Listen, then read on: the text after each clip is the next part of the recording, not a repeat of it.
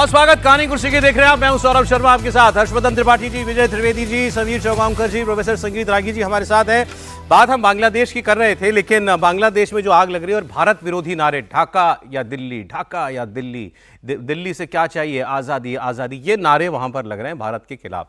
अब इस सब के पीछे कौन है, ये आप पाकिस्तानियों को सुन लेंगे तो पता चल जाएगा, हमें कुछ बोलने की जरूरत नहीं है। पाकिस्तान के एक्सपर्ट अपने टीवी पर बैठकर कह रहे हैं कि दुनिया में पाकिस्तान का मजाक बन रहा है, दुनिया में पाकिस्तान को विलेन के तौर पर देखा जाता है। और इतना ही नहीं, ये तो सारे मुसलमानों को बदनाम कर रहे हैं। वो खुद कह रहे हैं जो बांग्लादेश में हो रहा है। और कौन हो सकता है हमारे सिवा? एज अ नेशन हमें क्या नुकसान होता है इस किस्म की हरकतों से? मतलब दुनिया में हम विलन के तौर पे जाने जाते हैं ना। मतलब हमारा मजाक ही बनता है। ये नुकसान ये है, देखिए वो। और फिर वो ये भी होता है कि है जी, अच्छा मुसलमान है तो ये काम कर रहा है। ये बहुत बड़ा एक नुकसान है। वो सारे मुसलमान फिर उसमें आ जाते हैं कि ये सब बदमाश है। और मुझे ये लगता है कि कहीं ना कहीं पे जो सिचुएशन है, ठीक है, वो ये है कि इंडियंस ना तो बांग्लादेश को कोई फ्री लंच देंगे, कोई फ्रीडम देंगे, ना वो पुरानी चीजें होंगी जब तक बांग्लादेश उस तरह ऑपरेट नहीं करता जिस तरह इंडिया चाहता है। अब इसमें आपने दोनों विचार सुन लिए। एक तरफ बात हो रही है कि बांग्लादेश में जो हो रहा है इससे हमें क्या नुकसान है। उन्होंने पूछा, आरजू काजमी ने, एक पाकिस्तानी पत्रकार के नाते उन्होंने कहा कि हम बदनामी होती है हमारी, कि हम आगजनी, दंगा हंगामा ये सब हम करते हैं, मुसलमान बदनाम होता है इससे। कमर चीमा वो बात कह रहे थे जो पाकिस्तान का सरकारी नैरेटिव होगा कि भाई दिल्ली चलाना चाहता है बांग्लादेश को, और अब दिल्ली की नहीं चलेगी जब तक, तो दिल्ली जो है दूर हो जाएगा, दिल्ली मदद नहीं करेगा या दिल्ली परेशान करेगा ढाका को।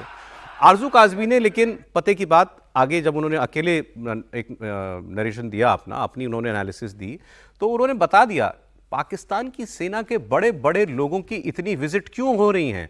17 साल के बाद पाकिस्तान का विदेश मंत्री पहली बार अभी कुछ हफ्ते पहले बांग्लादेश क्या करने के लिए गया था। इतना ही नहीं, ये हाफिज सईद और ये आतंकवादी, इनकी टोलियां वहां बांग्लादेश क्या करने के लिए जाती हैं, सुनिए। तो बांग्लादेश में जिस तरह से जो हमारे मिलिट्री के लोग जो है वहां जाकर मुलाकात कर रहे हैं, उनके साथ किसी किस्म की डील की भी बात की जा रही है, साथ में मिलकर काम करने की बात की जा रही है, कहां तक सही रहेगा? क्योंकि एक डिफेंस डील हम सऊदीया के साथ ऑलरेडी कर चुके हैं। ये हमारे जो chairman joint chief of staff committee है जनरल शमशाद, ये गए हैं वहाँ। तो वहाँ पे ये गए हैं तो डिफेंस कॉपरेशन की बात हुई। अब डिफेंस कॉपरेशन बहुत से एरियाज में हो सकती है, तो वहाँ पे बांग्लादेश के ऑफिसर्स आ सकते हैं ट्रेनिंग के लिए। तो ये सीधा सीधा आसिम मुनीर हैंड जो है वो दिखाई दे रहा है। अब ये तस्वीर बिल्कुल लाइव तस्वीर है, ढाका की ताज़ा तस्वीर, जिसमें वो उस्मान हादी, उसका जनाजा जो है वो वहाँ पर हो रहा है। आप ज़रा भीड़ देख लीजिए। ये एक कट्टरपंथी विचारधारा से ताल्लुक़ रखने वाले व्यक्ति का आप जनाजा जो है वो देख रहे हैं। भीड़ देख के आपको अंदाज़ा लग जाएगा कि इस वक्त इस कट्टरपंथी विचारधारा के लोग कितना हावी हैं बांग्लादेश में और बांग्लादेश की सरकार के ऊपर।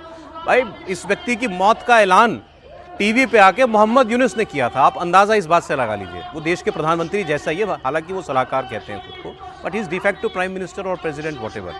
उस आदमी ने टीवी पे आके ऐलान किया कि हम उसको बचा नहीं पाए, एयर एम्बुलेंस से सिंगापुर भिजवाया था। तो वो ये आदमी महत्वपूर्ण था जो था, इसका दोष भारत को मरने में पूरा पाकिस्तान और ISI का हमला जो है वो लगा रहा है। त्रिपाठी जी देखिए, अब अगर जैसे हम लोग ये कहते हैं दुनिया में बहुत कुछ अमेरिका करता है, लेकिन कई बार वो कहीं कर रहा है कि नहीं कर रहा है पता नहीं चलता, लेकिन लोग कहते हैं कि अमेरिका ये करवाएगा। तो अच्छी बात है कि अगर आज जिसको हम बार बार कहते हैं कि इस एशियाई महाद्वीप में भी, उसमें विशेष करके भारतीय महाद्वीप में जो कुछ होता है वो भारत की मर्जी से होता है, तो एक तो ये अच्छी बात है, ये होना ही चाहिए। अब चूंकि दुनिया के अलग अलग हिस्सों में वो बदमाशी करते हैं, गलत काम करते हैं, तो कनाडा में मर जाते हैं, काबुल में मर जाते हैं, लाहौर कराची में मर जाते हैं, कंधार में मर जाते हैं, लंदन में मर जाते हैं। तो अभी अननोन गनमैन जैसे ही आता है तुरंत तो भारत की तरफ लोग देखने लगते हैं कि हादी को भी मरवा दिया। लेकिन हादी को मरवाया है मोहम्मद यूनुस ने। जो चर्चा वहां चल रही है वो कहा जा रहा है कि चूंकि चुनाव सर पर आ गया, तैयारी कोई है नहीं, यूनुस को सत्ता छोड़नी नहीं, क्योंकि जिनके जरिए वो आए हैं, जो भी डीप स्टेट है या कौन सा स्टेट है कैसे कहा जाता है, तो वो कहते हैं कि भाई तुम अभी अगर चुनाव कराओगे तो सब गड़बड़ हो जाएगा। मोहम्मद यूनुस शामिल हुआ है इस जनाजे में? हाँ, वो शामिल होगा ना। बताइए। वो इसीलिए शामिल हुआ है क्योंकि उसको तो ये दिखाना है कि हम इनके साथ हैं, और फिर वो लोग कहेंगे अच्छा ठीक है चुनाव नहीं, इन्हीं को हम बना देते हैं, यही बने रहेंगे। तो दरअसल ये आदमी ये छोड़ने को तैयार नहीं। और एक चीज और जरा समझिए, ये लाइन बहुत जरूरी है, नोबेल पीस प्राइज इसको मिला। नोबेल, आप याद है ना नोबेल के लिए वो भाई साहब, वो वहां वाले वाशिंगटन डीसी वाले बहुत परेशान थे। जिस आदमी के समय में लगातार हत्या, हिंसा, दुष्कर्म, दुनिया के नीच कर्म हो रहे हैं, वहां पर ये कह रहे हैं कि नोबेल हमें चाहिए, लेकिन ये दूसरी जगह तो सब कुछ करते रहते हैं। बांग्लादेश इनको नहीं दिख रहा है, ये अमेरिका के लिए और दूसरे जो देश हैं उनके लिए शर्म वाली आप कह रहे हैं हादी की मौत के पीछे खुद मोहम्मद यूनुस का हाथ हो? नहीं, ऐसा लगता है। और कौन हो सकता है? और कोई क्यों होगा? और हमें कोई ब्लेम, इलेक्शन पोस्टपोन करने के लिए। और पाकिस्तान की क्या दिलचस्पी हो सकती है सारे विवाद में? देखिए, पाकिस्तान की दिलचस्पी ये हो सकती है, और इसमें चीन भी शामिल होगा मेरे समझ से, कि वो जो कहते हैं ना स्ट्रिंग ऑफ पर्ल्स, कि वो भारत को घेरने की साजिश, तो क्या हो सकता है इसके पीछे?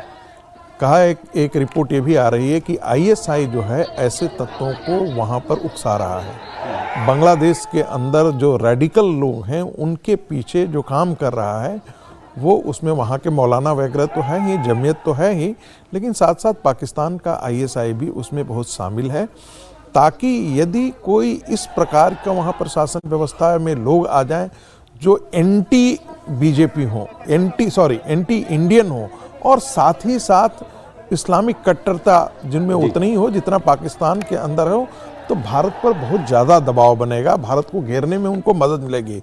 और जो बात आरजू कह रही थी वो बिल्कुल दुरुस्त है कि विदेश मंत्रालय का वहाँ पर डेलीगेशन गया, बाद में रक्षा मंत्रालय का डेलीगेशन गया, तो दोनों के बीच में चल तो रहा है आज तक कभी विदेश, बिल्कुल आपस में। अगली खबर पर बढ़ते हैं समीर जी। जख्म भी है ना बांग्लादेश, ठीक है, और लेकिन ये तो बांग्लादेश को सोचना है ना, कौन दोस्त है कौन दुश्मन, जिससे पीछा छुड़ाया। हाँ, अभी कितने 50 साल तो हुए, 50 साल हुए, और उसके आप फिर उसके साथ दोस्ताना व्यवहार, और जिसने आजादी में आपकी मदद की उसके साथ दुश्मनी क्या? हाँ, मतलब अजीब बात है। खैर, पाकिस्तान में तो खैर अब इस वक्त पूरी तरीके से गृह युद्ध के हालात जो है वो बनते जा रहे हैं, क्योंकि इमरान खान जहां एक तरफ ये संदेश भिजवा चुके हैं अपने लोगों को कि अब अगर इस्लामाबाद कूच करना पड़े तो करना, मेरे इशारे का इंतजार करना, और वहां रोजाना प्रदर्शन होते हैं क्योंकि उनसे मिलने नहीं दिया जाता।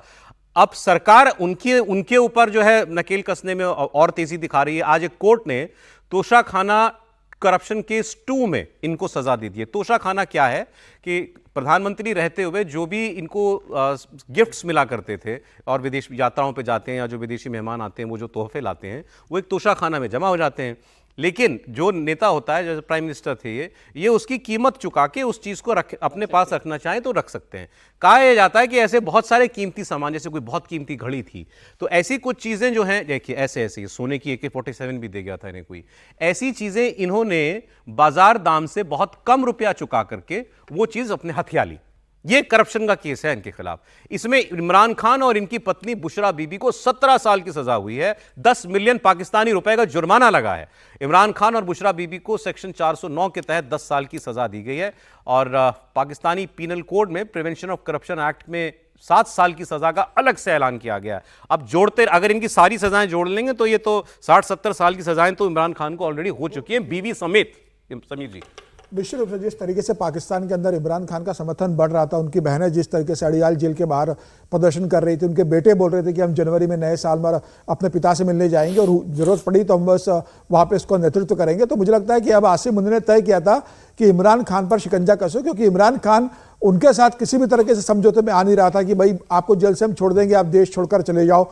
इमरान खान उसके लिए तैयार नहीं थे, और मुझे लग रहा है कि अब आखिरी में मुझे लगता है आसिम मुंदे ने तय किया, उनको जो उनकी फेडरल इन्वेस्टिगेशन एजेंसी है उसने 17 साल की सजा दे दी है कि वो बुल्गारी घड़ी जो मोहम्मद बिन सलमान ने दी थी, जिसकी कीमत 2 करोड़ थी, उसे 5 लाख बता के उन्होंने खरीद लिया था, तो वो आरोप सिद्ध हो गया। 17 साल की सजा दे दी गई है।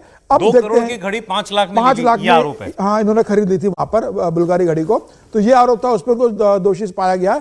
अब पाकिस्तान की आवाम और जो इमरान खान की पार्टी है वह कैसा रिएक्ट करते हैं? क्या इमरान खान के बेटे अब तुरंत आते हैं, बहनें और आंदोलन को तेज करती है, कार्यकर्ता जमीन पर उतरते हैं? अब ये देखने वाली बात होगी कि सजा को वो मान लेते हैं या इसके खिलाफ जमीन पर आवाम सड़क पर उतरती है। इस पे आपको जो अभी वहां शहबाज शरीफ प्राइम मिनिस्टर के उनके जो एडवाइजर है ना, उनकी बात सुनाता हूँ। त्रिपाठी जी, 2 करोड़ के फ्लैट ही नहीं होते, घड़ी भी आती है।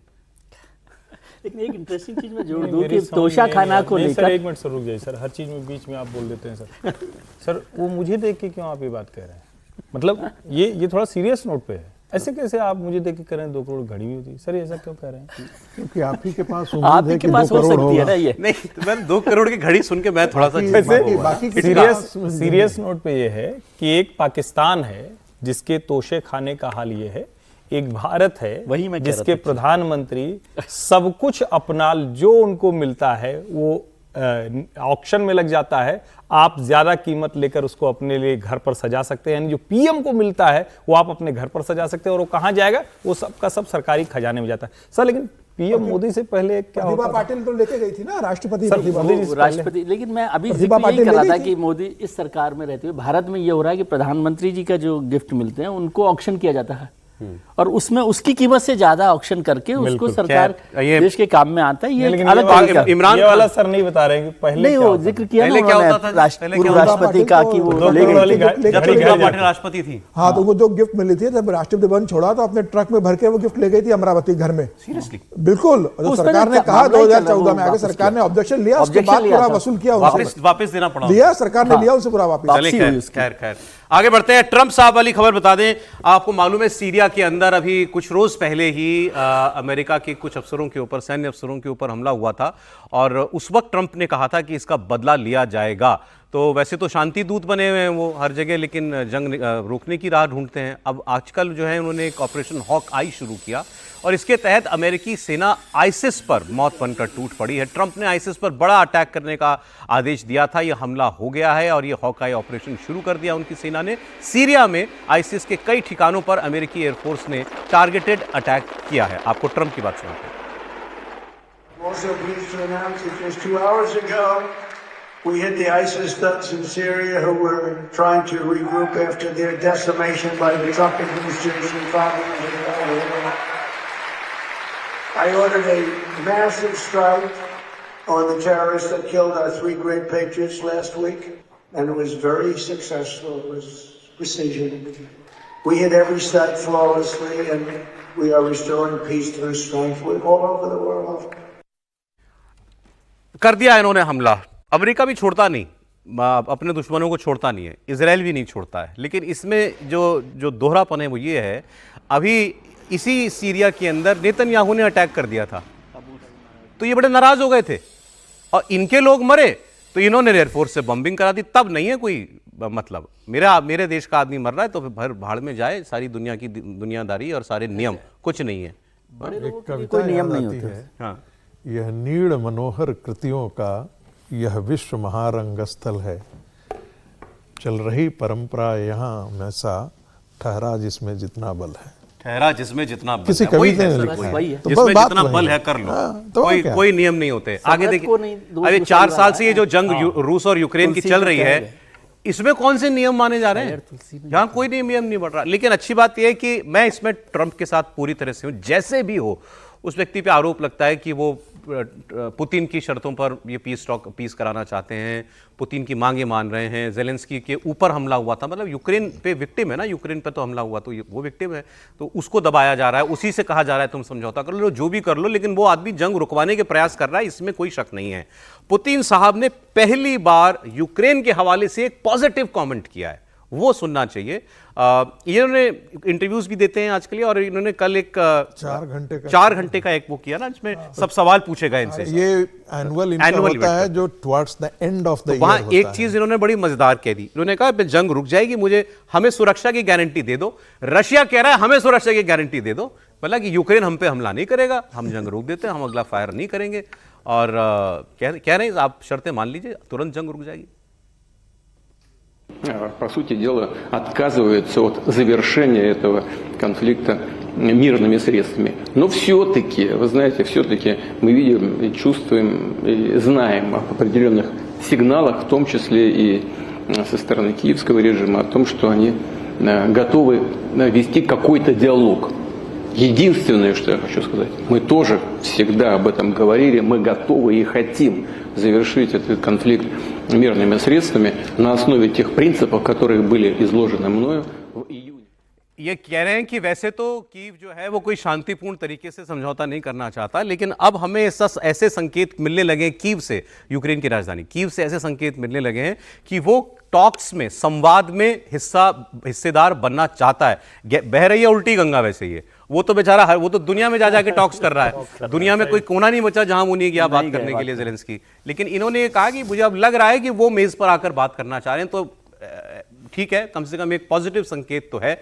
लेकिन अब दूसरा ज़ेलेंस्की का देख लीजिए, ज़ेलेंस्की को मालूम है कि सारा दबाव मेरे ऊपर है, ज़मीन मुझे छोड़नी है, देश मेरा तबाह हो गया, मेरे देश में मेरा क्या हाल होगा मुझे मालूम नहीं है अगर मैं समझौता करूंगा तो।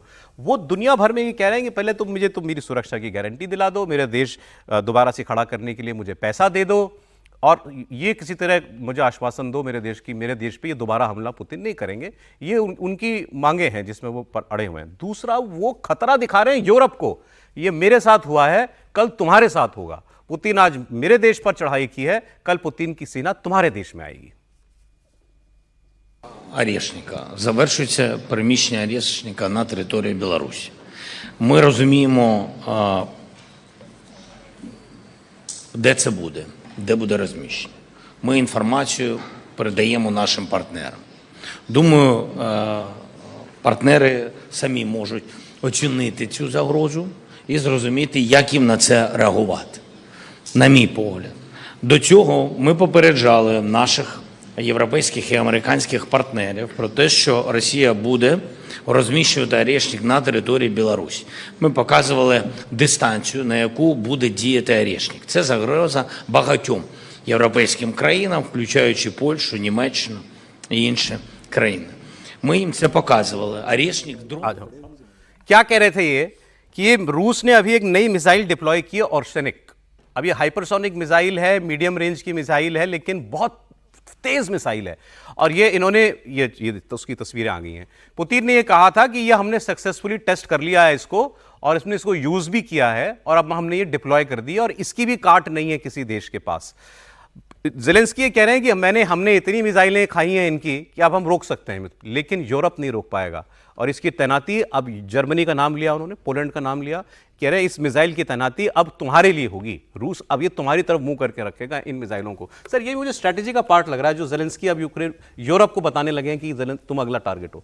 जेलेंस्की बता रहे हैं, लेकिन यूरोप खुद भी समझता है। यूरोप भी जेलेंस्की के साथ इसीलिए खड़े, क्योंकि उनको पता कि ये यहाँ पर मार खा गए तो फिर उनका नंबर आने वाला ही है। इसलिए आपने वो देखा होगा, अभी पिछले दिनों जो मीटिंग हुई थी तीनों की, जर्मनी, ब्रिटेन को और वो सारे लोगों को, तो यूरोप को और नाटो जो पूरा है उसको पता है कि, और हम लोग तो बार बार ये बात कर रहे हैं कि पुतिन की लड़ाई जेलेंस्की से नहीं है, पुतिन की लड़ाई यूरोप से ही है। लेकिन अभी ये सवाल बार बार पुतिन से कल भी हुआ कि नेटो चीफ ने कहा था कि ऐसी जंग की तैयारी करनी पड़ेगी यूरोप को जैसे हमारे दादा दादी ने की थी वर्ल्ड वॉर। तो ये पुतिन से सवाल हुआ, उन्होंने कहा नॉनसेंस, बकवास है, मैं क्यों हमला करूंगा किस पे, वो मेरे से बड़ा अलायंस है, नेटो मुझसे बहुत बड़ा अलायंस है, ये तो वो खुद कह रहे हैं। तो वो कह रहे हैं ये सारा बकवास है कि मैं यूरोप पे चढ़ाई करूंगा। देखिए, इस पे मैं सहमत नहीं होता हूं कि वो कोई यूरोप पर चढ़ाई करने जा रहे हैं, सबसे वो लड़ ही लेंगे, क्योंकि उस तरफ जाएंगे तो पुतिन के लिए भी मुश्किल होगी। पुतिन क्या करना चाह रहे हैं?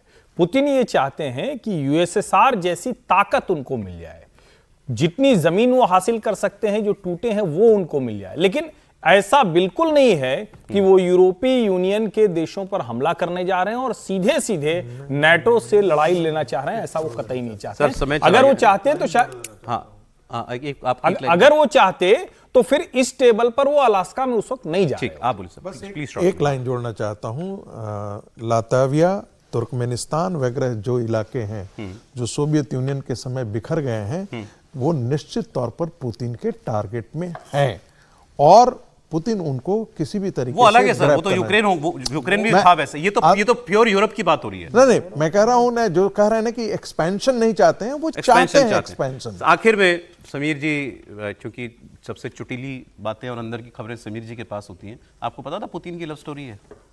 पुतिन की एक लव स्टोरी भी है, हंसते हुए आपने शायद बहुत कम देखा होगा। इसी ने पूछ लिया उनसे, कल ही पूछ लिया कि डू यू लव समवन? जवाब सुनिए। Mr. President, are you in love? Yes, I am. And what about love at first sight? Does such a thing exist? I think it does. Mr. President, are you in love? Yes, I am. And what about love at first sight? Does such a thing exist? I think it does. ये हमारे यहाँ अनइमेजिबल है चीज़ें, Putin के लिए भी हम उनसे भी एक्सपेक्ट नहीं कर रहे थे। Are you in love? Yes I am. Do you believe in love at first sight? I think it does, I think it exist. ये ट्रम्प से पूछा जाता बहुत तब ईमानदारी से उन्होंने ट्रम्प कहता मेनी टाइम्स ऑलवेज ऑलवेज बहुत ईमानदारी से उन्होंने स्वीकार किया। और मजेदार बात है कि उनके सामने एक महिला पत्रकार को एक उनके बॉयफ्रेंड ने प्रपोज किया। अच्छा, तो इनके सामने ही? हाँ, इनके सामने। तो उन्होंने कहा तुम्हारी शादी का खर्चा मैं चंदा इकट्ठा करके तुमको दूंगा पैसा शादी करने के लिए, ये भी उन्होंने कहा उस सामने। चंदा इकट्ठा करके बात याद आ गई। सर समय चला गया, एक बात बता दूं वैसे आपको, मतलब ऐसा कहा जाता है, इनके विरोधी कहते हैं पुतिन के, कि दुनिया का सबसे अमीर आदमी एलन मस्क नहीं है, पुतिन है, ऐसा कहा जाता है। अभी कितनी सच्चाई है मैं नहीं जानता। बहुत शुक्रिया सर, समय इतना ही था। प्रोफेसर साहब, समीर जी, विजय जी, हर्षवर्धन जी, बहुत शुक्रिया आपका। कल फिर मिलेंगे 1 बजे कहानी खुर्सी की में।